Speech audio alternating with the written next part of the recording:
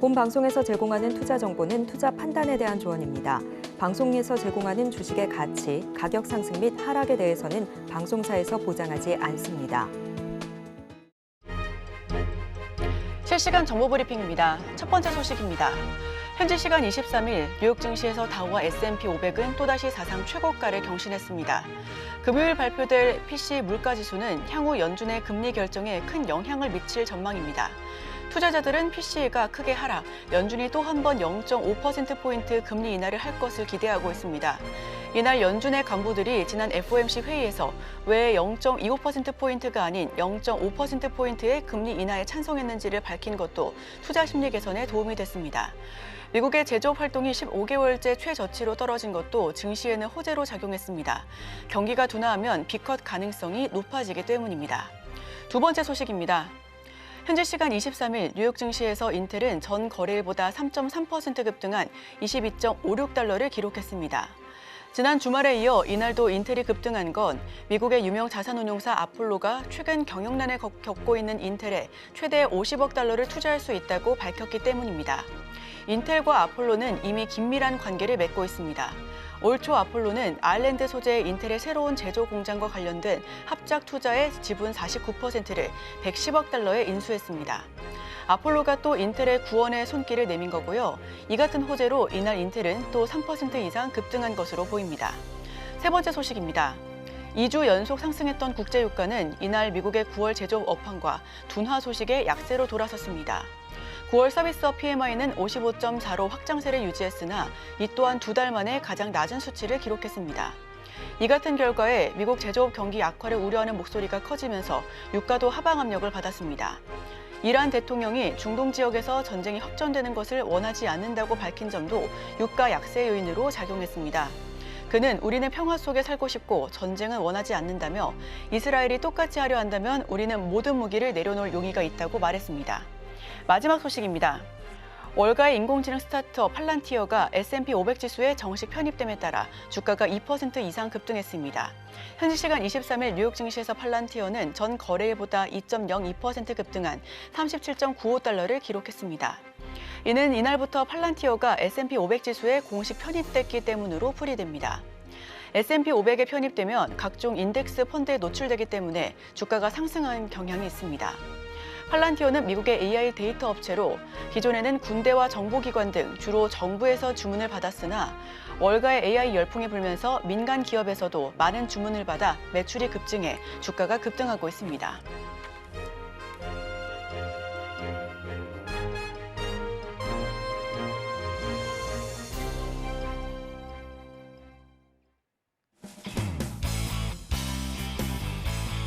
여러분의 성공 투자를 응원합니다. 안녕하세요. 증시7 진행의 이소연입니다. 간만 미증시 3대 지수는 일제히 상승하면서 종가 형성했습니다. 특히 나스닥과 S&P 500 지수는 사상 최고가를 또 한 번 만들어냈는데요. 종목별로는 테슬라가 5% 이상 급등했습니다. 더 자세한 소식은 이어지는 외신 브리핑 통해서 전달드리도록 하겠습니다. 화요일의 증시7 지금 바로 출발합니다.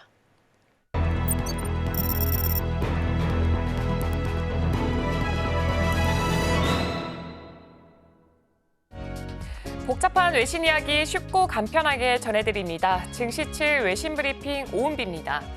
간밤 뉴욕 증시는 소폭이지만 일제히 상승했습니다. 지수 살펴보자면 다우는 1.5%, 나스닥은 0.14%, 다우는 0.15%, S&P 500은 0.28% 각각 상승했습니다. 이로써 다우와 S&P 500은 또다시 사상 최고치를 경신했습니다. 종목별로 살펴보자면 테슬라는 호실적 전망으로 4.92% 급등했지만 니콜라는 4.97% 급락하는 등 전기차는 혼조세를 보였습니다. 반도체주는 엔비디아가 0.22% 상승하는 등 대부분 상승하는 모습을 보이면서 이 반도체 모임인 필라델피아 반도체 지수도 0.51% 상승 마감했습니다. 한편 지난 주말에 퀄컴이 인수를 추진하고 있다는 소식으로 3% 이상 급등했던 인텔은 미국의 유명 투자사 아폴로가 50억 달러를 투자할 수 있다고 밝힘에 따라서 3.3% 급등했습니다. 그럼 이어서 자세한 소식들 전해드리도록 하겠습니다. 닐 카시카리 미니애폴리스 연은 총재는 향후 금리 인하 속도가 늦어질 것이라고 전망을 하면서 남은 두 차례 회의에서 각각 25베이시스 포인트 인하를 예상했습니다. 그는 지난주 빅컷의 배경으로 연준 정책이 고용 중심으로 재조정된 점을 언급을 했습니다. 반면에 오스탄 굴스비 시카고 연은 총재는 추가 대규모 금리 인하의 필요성을 주장하면서 고용 악화 신호를 기다리지 말아야 한다고 강조했습니다. 라파엘 보스틱 애틀랜타 연은 총재는 고용시장 악화 증거가 나오면 더 큰 금리 인하가 필요할 수 있다고 시사했습니다. 다음 소식입니다. 미국의 종합구매관리지수가 9월에 54.4로 8월부터 소폭 하락하면서 안정적인 경제 성장을 유지했습니다. 제조업 PMI는 47로 15개월 만에 최저치를 기록했지만 서비스 부문은 55.4로 확장세를 이어갔습니다. 그러나 물가는 6개월 만에 가장 빠르게 상승하면서 인플레이션 반등 가능성을 시사했습니다. 특히나 임금 상승으로 인해서 서비스 부분의 비용 상승이 주요 원인으로 작용했습니다. S&P 글로벌은 연준이 경제 회복 과정에서 물가 안정에 계속해서 주의를 기울여야 한다고 평가했습니다. 다음 소식입니다. 카멀라 해리스 미국 부통령이 경합주 유권자를 겨냥한 경제 계획을 이번 주에 발표할 예정입니다. 해리스는 이번 정책을 통해서 국민의 재산 축적을 지원하고 기업에 경제적 인센티브를 제공하는 것을 목표로 하고 있습니다. 주요 내용으로는 아동 세액공제 확대와 법인세율 인상이 포함될 것으로 보입니다.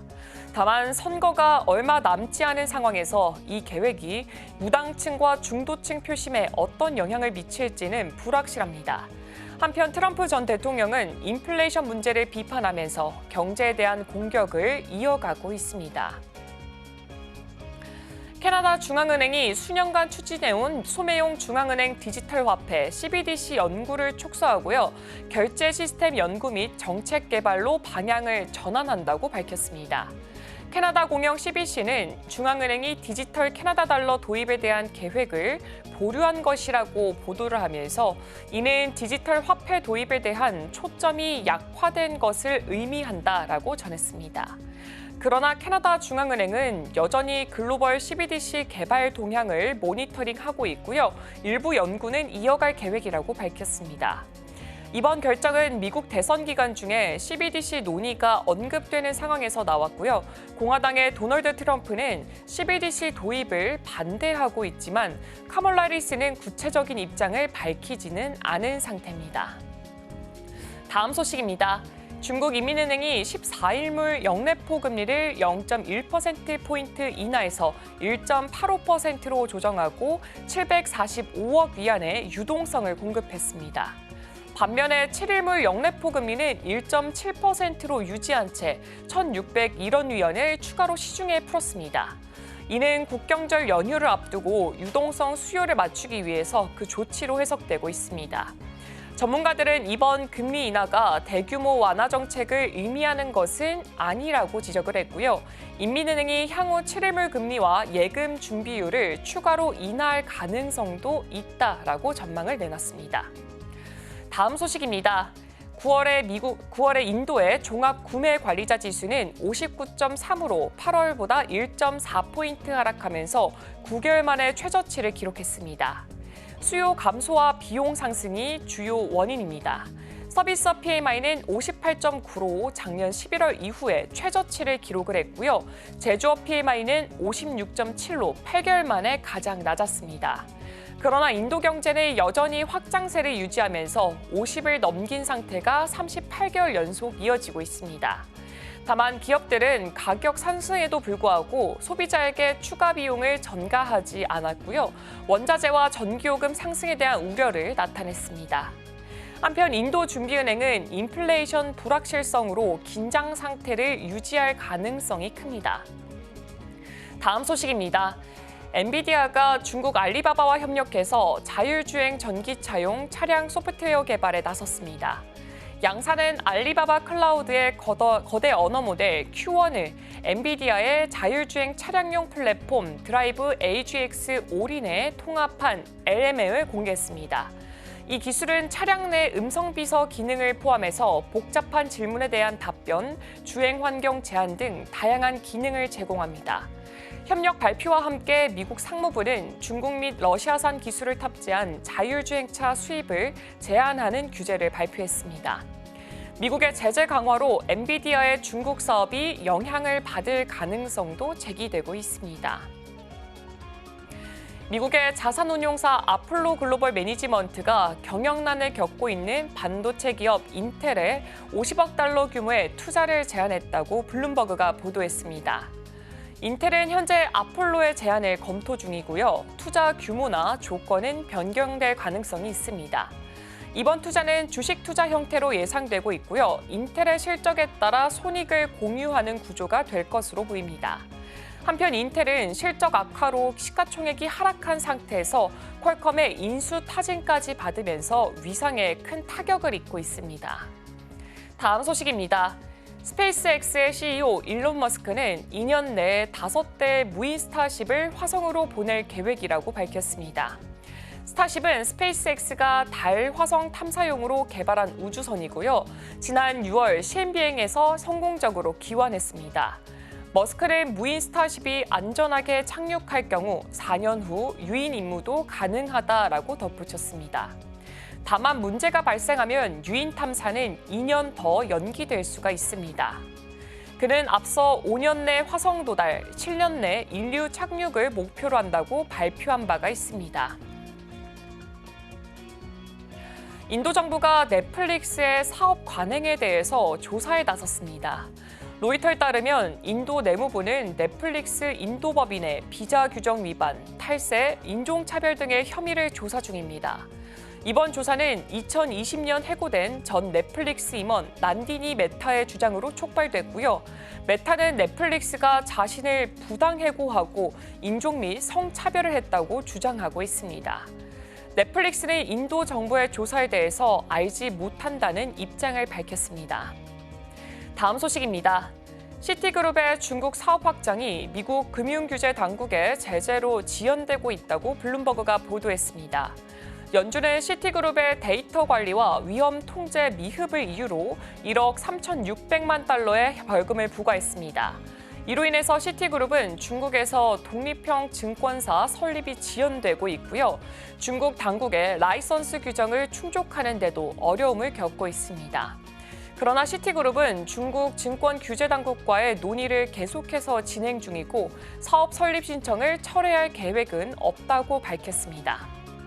다음 소식입니다. 중국 최초의 자동차 합자 기업이자 3대 메이커였던 SAIC 폭스바겐이 판매 감소로 일부 공장 폐쇄를 검토 중이라고 23일에 차이신이 보도했습니다. SAIC 폭스바겐은 중국 내 8곳의 공장 중 난징 공장을 폐쇄할 가능성을 논의 중이고요. 해당 공장에서 생산되는 파사트 모델은 다른 공장으로 이전될 전망입니다. 최근 판매량이 급감한 가운데 내연기관에서 전기차로의 생산 전환이 필요하다는 지적도 제기되고 있습니다. SAIC 폭스바겐은 상하이 안팅 공장의 일부 생산 라인을 전기차로 전환할 계획입니다. 오늘 제가 준비한 소식은 여기까지입니다. 이어서 국내 소식과 더불어서 오늘의 일면에서 전문가들의 수혜주까지 만나보시길 바랍니다.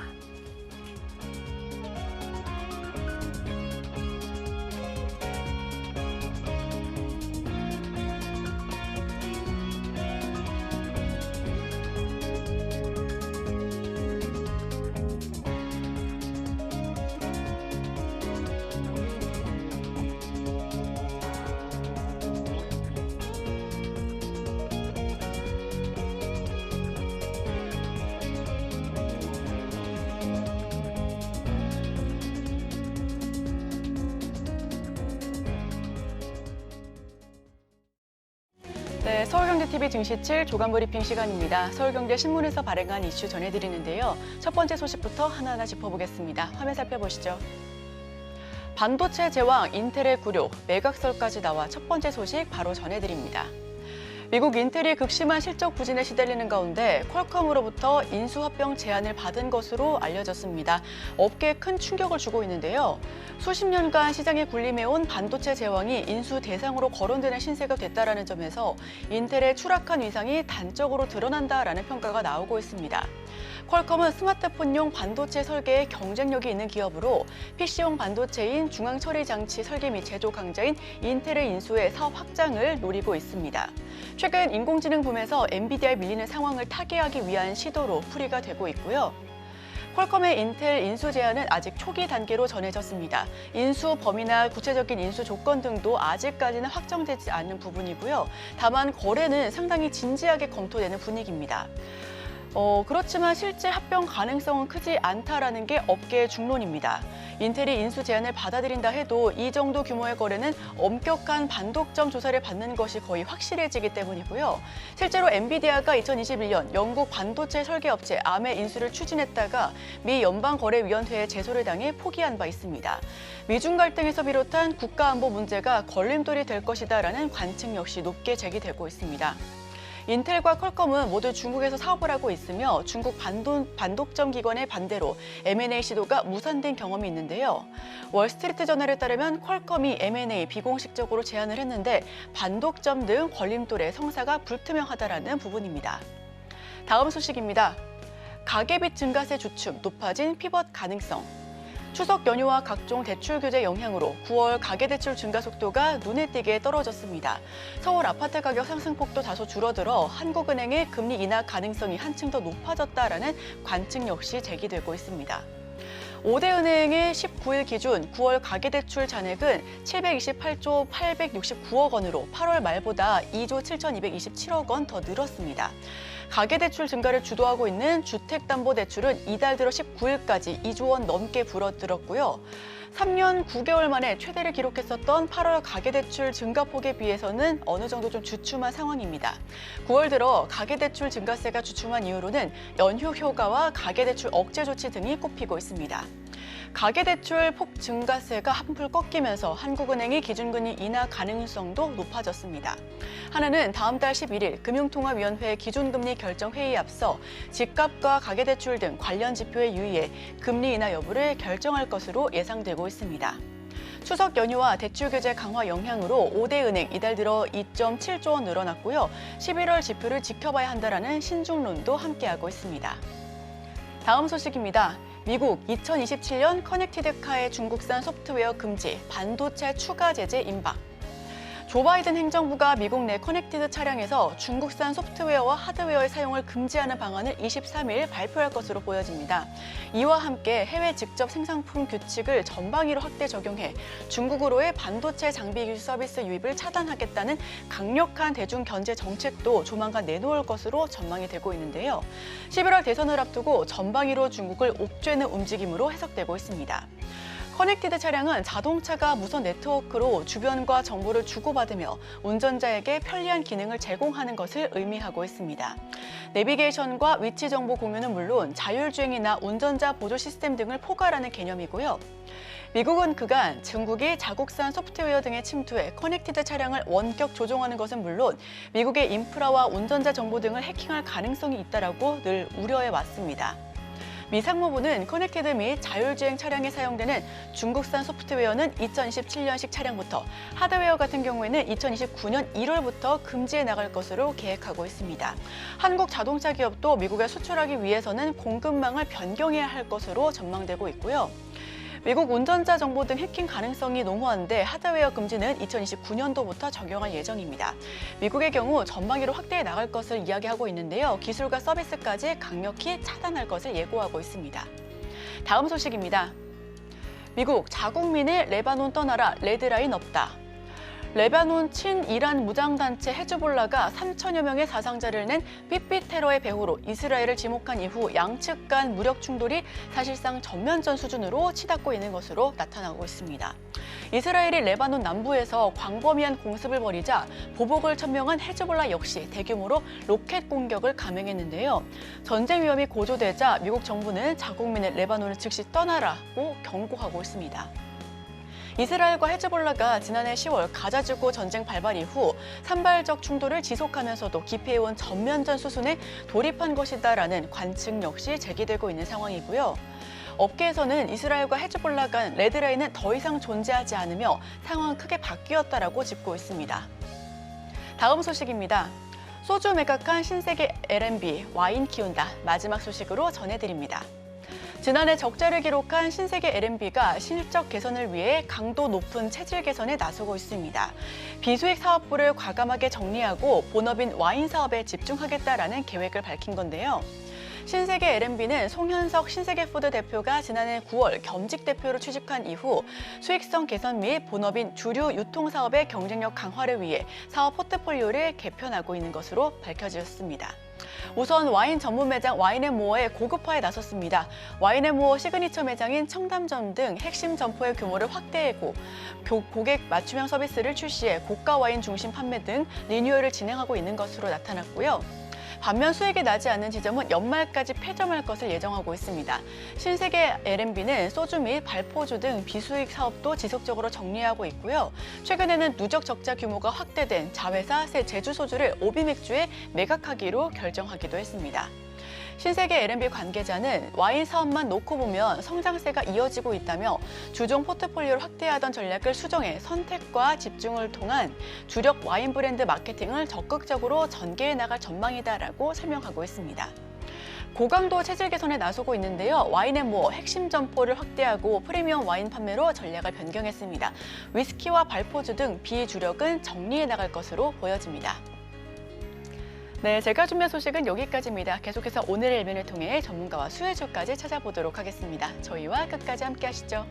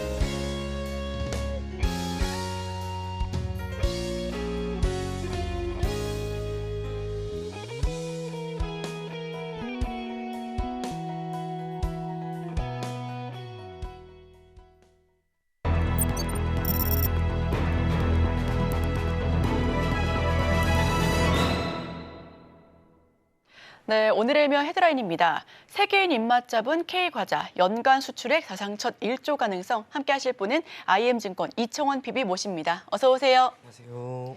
네, 의상에서부터 가을의 정취가 느껴지는 네. 분위기입니다. 가을 하면 과자가 또 많이 팔리잖아요. 예. 네, K푸드에 대한 전 세계의 관심과 사랑 모두 뜨겁습니다. 잠시 주춤하긴 했지만 음식료주 흐름도 무난하게 흘러가고 있고 이제는 K푸드의 대표 주자로 과자도 급부상하고 네. 있다는데 이와 관련해서 헤드라인 풀어주시죠. 전반적으로 지금 돌고 도는 거죠. 연초부터 시작을 해서 라면이 삼양식품의 라면이 이슈가 되기 시작하더니 이후로는 미국에서 김밥이라고 하는 게 그리고 대상 등을 기반으로 하고 있는 많은 기업들은 조미료를 거기에 수산 관련해서는 김이 이제는 과자까지 우선은 왔습니다. 참고로 우리나라의 K푸드에 대한 관심 자체는 몇 년 전부터 계속해서 커져 나갔죠. 개인적인 생각은 그 시작은 미국이라고 하는 국가에서 만두였던 것 같습니다. 냉동 만두가 크게 이슈가 되고 그러한 가운데 영화 기생충을 보게 되면 이 짜파구리라고 하는 게 나오잖아요. 그게 대중화되고 있는 가운데 그 노출 빈도가 조금 더 확대가 되면서 결국 K푸드에 대한 관심이 커졌다는 것. 23일 기준으로 농림축산식품부에 따르면 올해 과자 수출액은 4억 9,420만 달러, 우리나라 돈으로 약 6,600억 정도 수준이고요. 이건 전년 동기 대비 15.4% 증가한 수준입니다. 라면 그리고 담배에 이어 세 번째로 많은 품목이라고 생각하시면 좋을 것 같고 이번 달 들어서는 이제 5억 달러를 넘어서는 등 순항중이 계속해서 이어지는 모습입니다. 덕분에 연간 기준으로 과자의 수출액 같은 경우에는 2018년 5,760억 원 수준이었는데 그게 지난해는 8,770억 수준까지 증가했고요. 올해 과자 수출액은 결국 올해 처음으로 7억 달러를 넘을 것이다라고 하는 전망이 나오고 있습니다. 그러면 이렇게까지 수출이 잘 될 수 있는 그러한 비법이 무엇인가 혹은 그 이유가 무엇인지에 대해서 우리가 한번 살펴볼 필요가 있는데 저는 개인적으로 크게 세 가지 정도로 한번 꼽아봤습니다. 첫 번째로는 역시나 한류 콘텐츠에 대한 부각이 조금 더 다양하게 나타나고 있고 노출이 확대가 된다는 건 앞서 이야기한 짜파구리가 대표적인 예다라고 우리가 할 수가 있는데요. 기본적으로 판매를 하기 위해서는 뭐 우리나라도 마찬가지고 해외에서 수출을 조금 더 원활하게 이루기 위해서는 다양한 마케팅을 할 수밖에 없습니다. 통상적으로 이러한 마케팅이라고 하는 것은 광고가 핵심인데 예전 같은 경우에는 시간이 많이 전에는 우리가 광고를 한다라고 했을 때는 거의 대다수가 이 TV를 기반으로 하고 있는 광고였지만 지금은 컴퓨터 그리고 유튜브라든지 개인 채널 등을 기반으로 한 매우 자연스러운 광고가 많이 확대가 되고 있고요. 그 가운데 K 컨텐츠의 핵심이라고 할 수 있는 이런 아티스트들의 움직임, 그들이 역시나 우리나라의 많은 식품 기업들의 존재감을 조금 더 부각시키고 있는 게 아닌가 그리 보여집니다. 두 번째로는 원달러 환율이 꽤나 우호적이었습니다. 지금은 원달러 환율이 상당히 많이 내려갔죠. 1330원 정도 수준에서 이제는 어느 정도 고착화 되려고 하는 그런 모습인데 그 이전만 하더라도 1,400원 그리고 그 이전부터는 점진적으로 1,200원이라고 하는 평균 환율 수준에서 올라가는 모습을 보였습니다. 원화의 가치가 상대적으로 떨어지다 보니 수출 경쟁력이 조금 더 생길 수밖에 없다는 것. 특히나 이렇게 소비재로서의 역할을 함과 동시에 가격이 크게 비싸지 않은 제품은 오히려 환율이라고 하는 변수에 더욱 민감하게 움직입니다. 이것과 관련해서 우리가 생각해 볼 것은 예전부터 이슈가 되었던 게 차이나플레이션이라고 하죠. 메이드 인 차이나라고 하면은 제품 자체가 상당히 조악합니다만 가격이 싸기 때문에 소비자의 선택을 받는 거예요. 마찬가지로 우리나라에 있는 많은 제품들, 특히 이런 과자류 같은 경우에는 비용 자체가 크지 않습니다만 원달러 환율이 오름세를 보였던 그 시점을 감안한다면 큰 수혜를 얻었다라는 거. 그럼 앞으로는 조금은 원달러 환율에 따른 수혜는 사라진다 하더라도 브랜드 가치가 조금 더 공고해졌기 때문에 저는 판매량 자체는 결국에는 늘어날 것이다 라고 보여지고요. 가장 중요한 것은 결국 해외 판매 법인입니다. 국내 같은 경우에는 뭐 과자 같은 경우는 필수 소비재이기 때문에 언제든지 자연스럽게 선택을 하죠. 뭐 저 같은 경우에도 마트를 거의 하루에 한 번씩 갑니다. 아이들이 항상 때를 쓰니까 과자를 얼마가 되었든지 간에 사주고요. 마찬가지입니다. 우리가 항상 어떤 행사를 하거나 어디를 갔을 때 거의 필수 소비재로서의 역할을 하기 때문에 국내 시장에서는 역시나 공고한 시장 점유율이 있으나 해외 같은 경우에는 판매 법인을 계속해서 확충해 나가는 게 어렵습니다. 기존의 판매 법인을 원활하게 만들어 놓은 곳, 그들의 수출 실적은 장기적인 관점에서는 누적시킬 수밖에 없다라고 하는 것을 감안하면 이러한 흐름 자체가 당장 마무리될 것은 아니다라고 보인다는 점에서 수출과 실적이라고 하는 이 모멘텀 자체는 시간이 조금 지난다 하더라도 여전히 유효하다는 관점에서 우리가 접근하면 좋을 것 같습니다. 네, 세 가지 체크해봤습니다. 우선 한류 콘텐츠 부각, 대표적으로 짜파구리가 있죠. 두 번째는 원달러 환율의 상승입니다.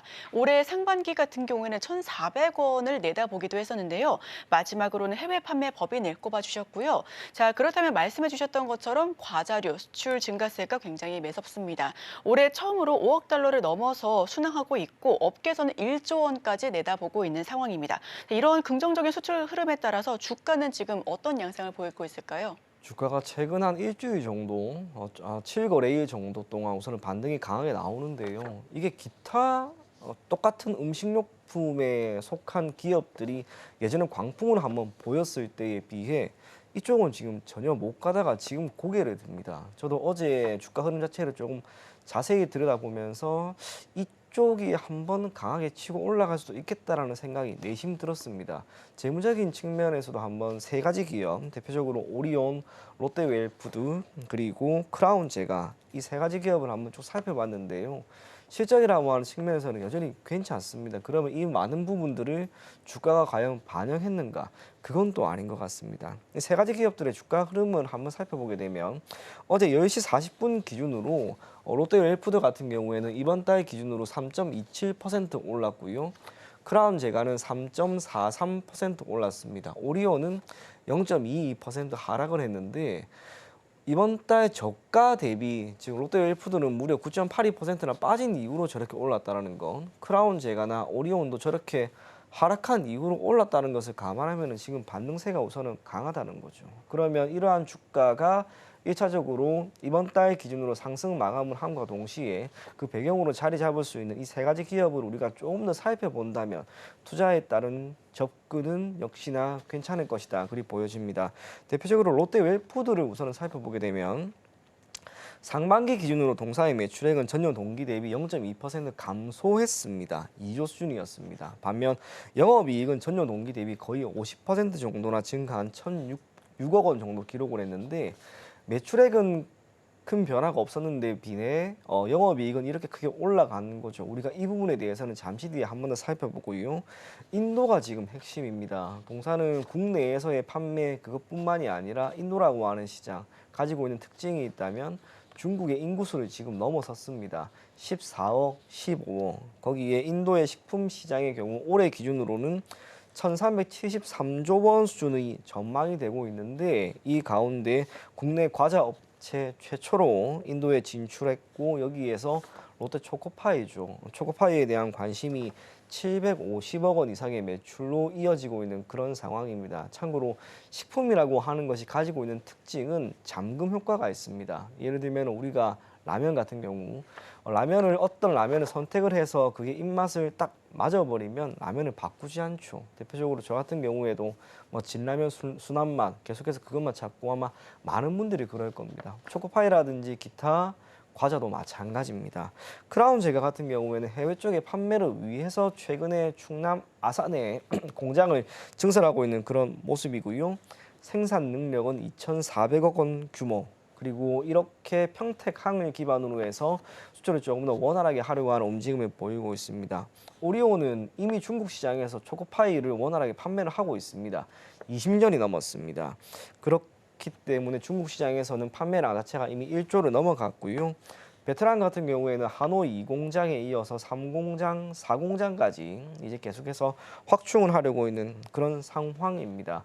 소비자에게 직접적으로 판매를 하는 것이 아니라 B2B를 기반으로 하고 있는 판매를 선택했다는 점에서 비용 또한 상당 부분 절감이 될 수 있다는 것. 그 모든 것을 감안했을 때 지금 오리온, 크라운 제과 그리고 롯데웰푸드 같은 경우에는 전반적으로 국내를 넘어서 해외 쪽에서의 판매를 위한 판매 법인을 충분히 확보를 하고 이에 따라 추후 실적에 대한 기대감을 분명 더 키울 수 있을 만한 그런 시점이 되었다. 그리 보여집니다. 네, 말씀해 주신 것처럼 해외, 특히 인도 시장에서 식품 관련된 수출 호조세가 눈에 띕니다. 초코파이가 그 중심에 있는 것으로 보여지고요. 과자 관련주 실적 측면에서도 참 좋은데 주가가 오히려 반영이 덜 됐다라는 부분까지도 참고해 보시길 바랍니다. 투자 관점에서도 긍정적인 전망을 보여주고 계신데요. 자, 그렇다면 지금 시점에서 어떤 기업 중심으로 포트폴리오 전략 좀 다시 짜보면 좋을까요? 제가 어제 이 세 가지 기업, 롯데웰푸드, 오리온, 크라운 제가 넓게 보면은 농심이랑 그 삼양까지 전부 다 한번 살펴봤는데요.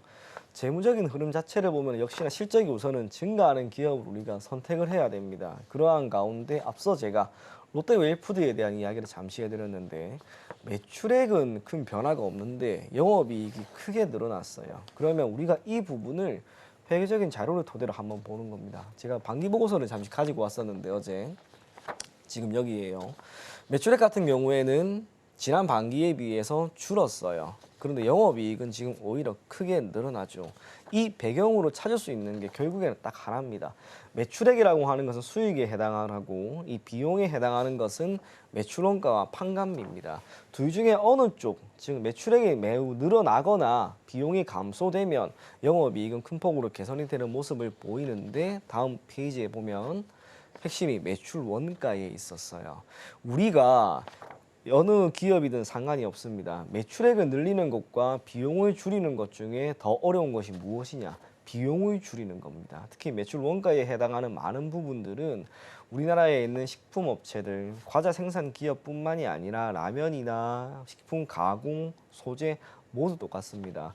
해외 시장에서 원자재를 기본적으로 수입을 하고 가공 처리를 하는 과정에서 생기는 이러한 비용의 감소라고 하는 것이 상당히 어려운데 롯데 웰푸드는 지금 그걸 어느 정도 해 나갔다는 것. 이러한 상황에서 매출원가는 단기간에 크게 변화가 나타나는 경우는 잘 없습니다.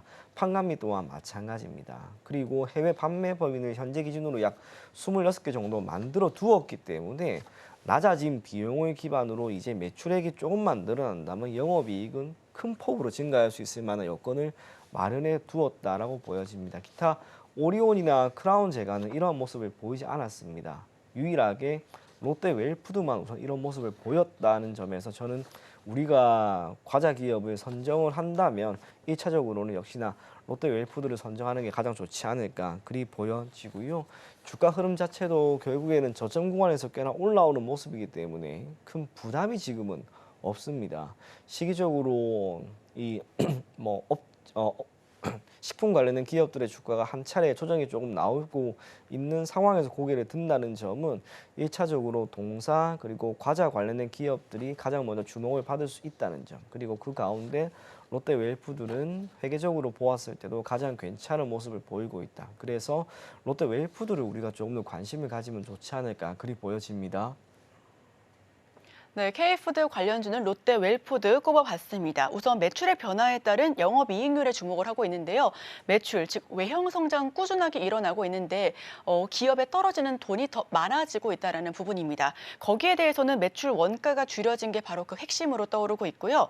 과자뿐만 아니라 김밥이나 라면, 그리고 해외 판매 역시 긍정적인 모습을 보여주고 있는데 네. 다만 업계에서는 주가 흐름이 다소 우려감이 있다라고 하는 시선도 있습니다. 지금 오히려 타이밍으로 잡아야 될지 관망하는 심리가 나와야 될지 어떻게 보실까요? 개인적으로 신규로 만약에 들어가려고 한다라고 했을 때는 우선은 조금은 더 관망을 했으면 좋겠습니다. 그도 그럴 것이 연초에 그리고 대략 한 4월, 5월경에 삼양식품이 갭으로 상한가를 만드는 모습은 진짜 우리가 두 번 다시 못 볼 겁니다.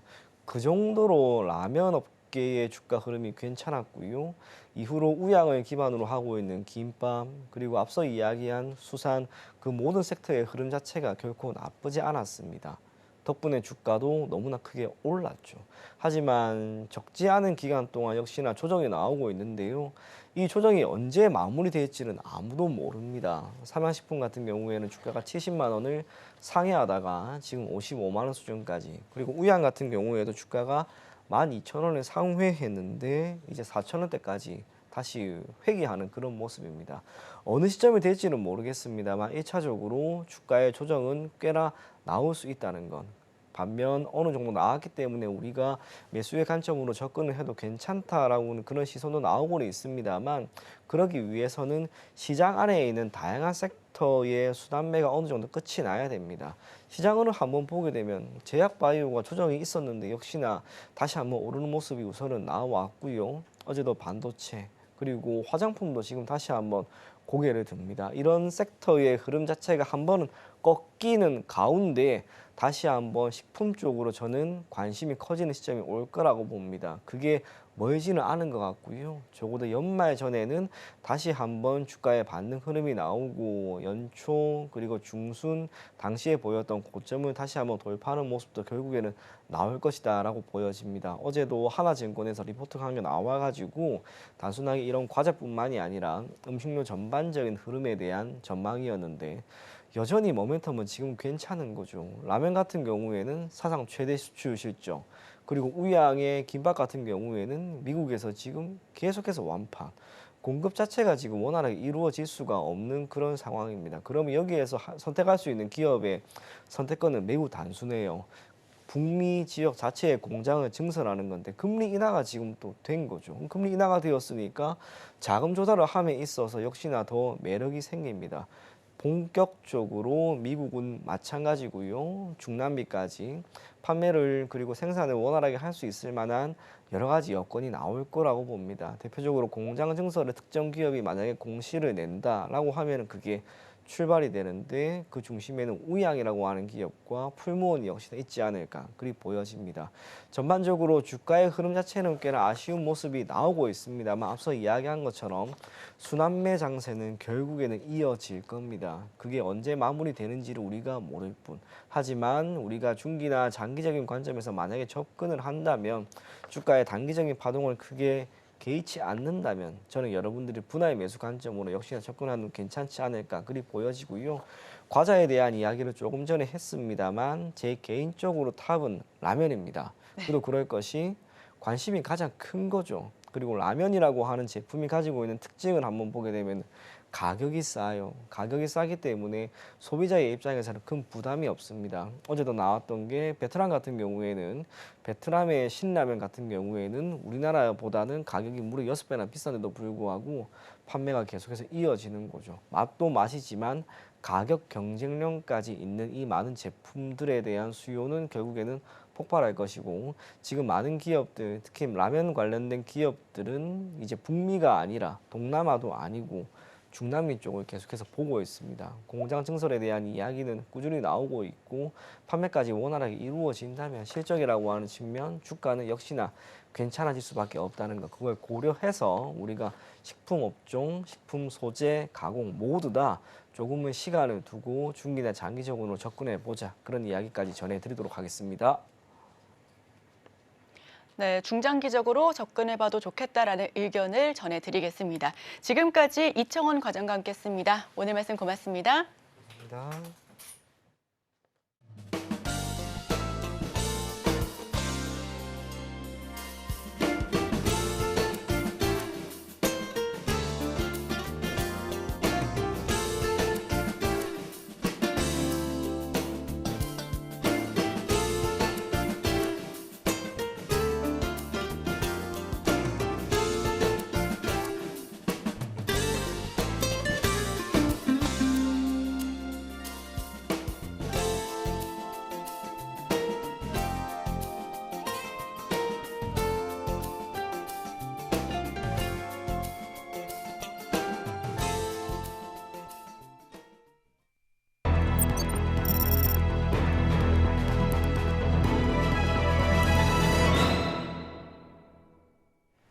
네, 투자하실 때 참고하실 만한 리포트 살펴보겠습니다. 화면으로 바로 만나보시죠.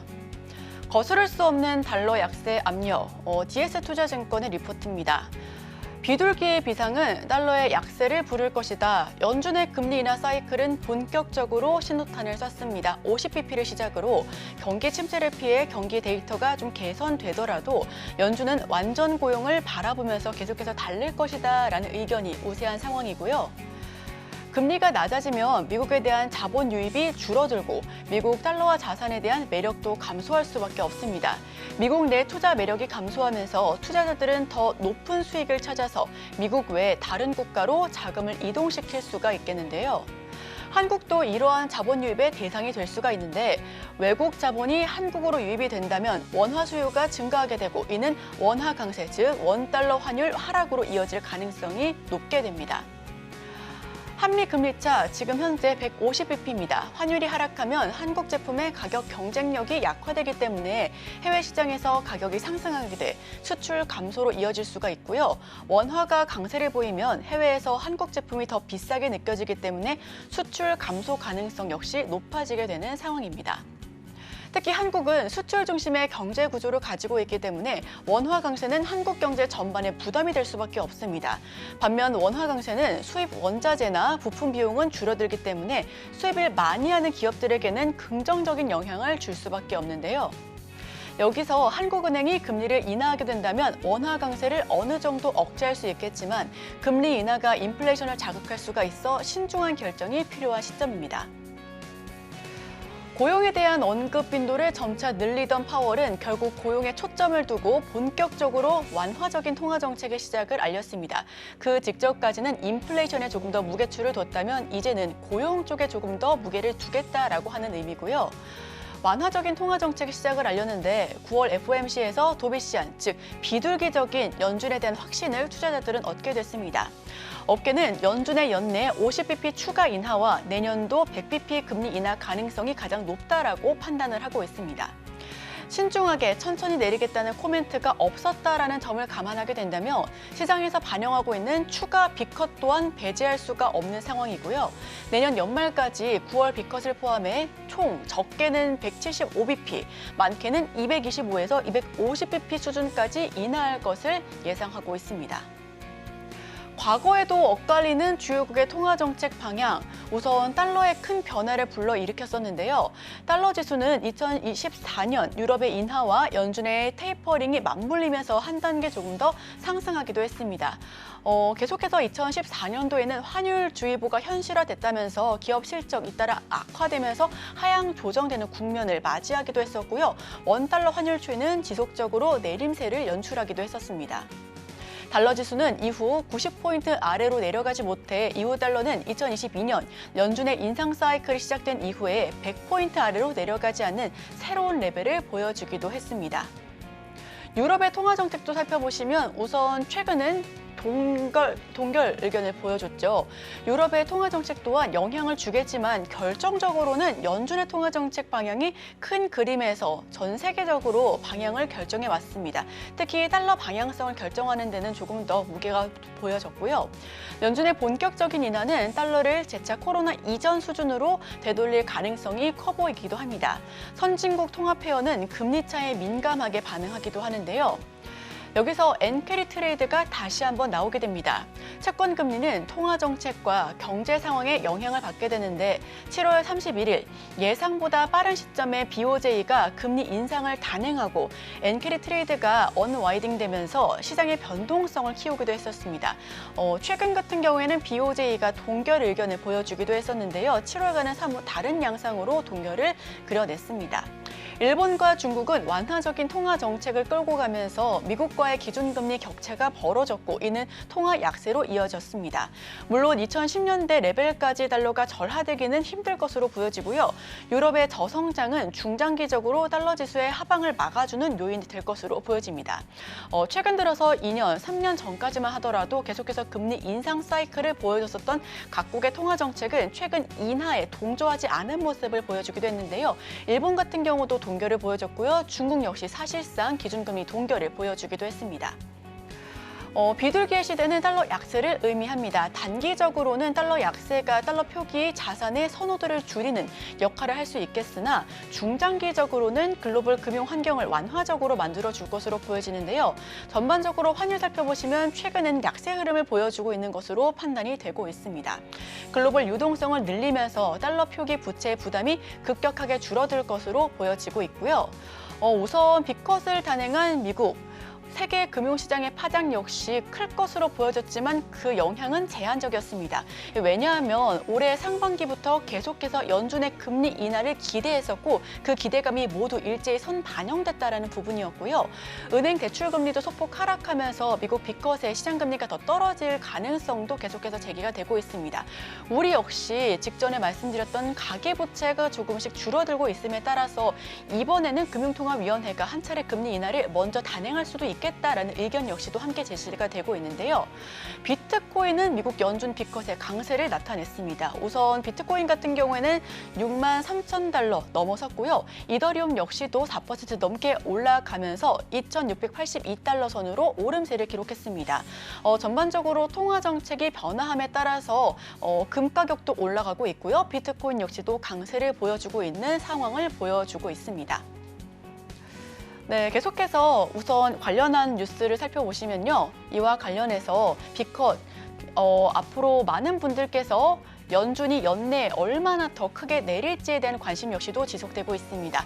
관련주의 흐름 역시도 향후 달라질 만한 요소들이 있으니까요. 이와 관련돼서 저희와 자세하게 다시 한번 천천히 살펴보셔도 좋을 것 같고요. 제가 준비한 소식은 여기까지 전달드리도록 하겠습니다.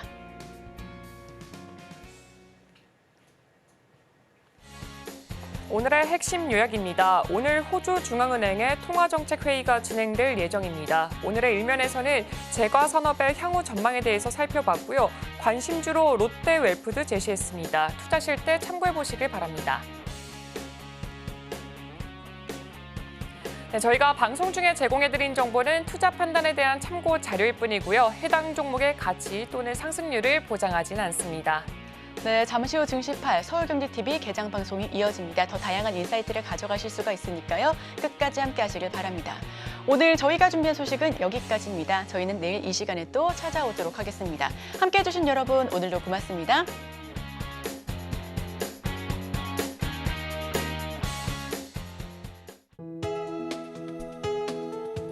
본 방송에서 제공하는 투자 정보는 투자 판단에 대한 조언입니다. 방송에서 제공하는 주식의 가치, 가격 상승 및 하락에 대해서는 방송사에서 보장하지 않습니다.